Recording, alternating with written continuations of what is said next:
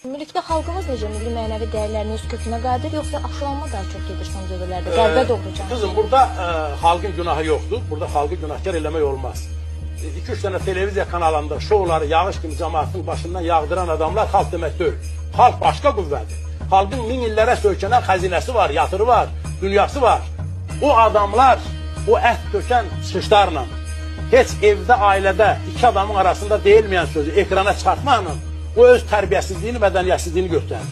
Məhz bugün mən ona görə deyirəm, ekranlara sağlam təfəkkürü, sağlam əqidəli, ailəsi salamat olan adamlar çıxmalıdır. Mən dönə-dönə özür istəyirəm, yer gəlib deyirəm, elə adamları çıxardılar səhnəyə ki, hamı bilir ki, bu 4 dəfə əri edib, 5 dəfə ərdən boşanır. Bu adam çıxıb xalqa əxlaq dərsidir. Xalq onun özünü təhqir olunmuş hesab edir. Televiziya kanallarından xahiş edirəm, ekranlara dəvət eləyəcək adamların şəxsiyyətlərinə fikir versinlər. Xalqa öyüd, nəsihət dərsi verən kimdir? Hansı tərbiyənin sahibidir?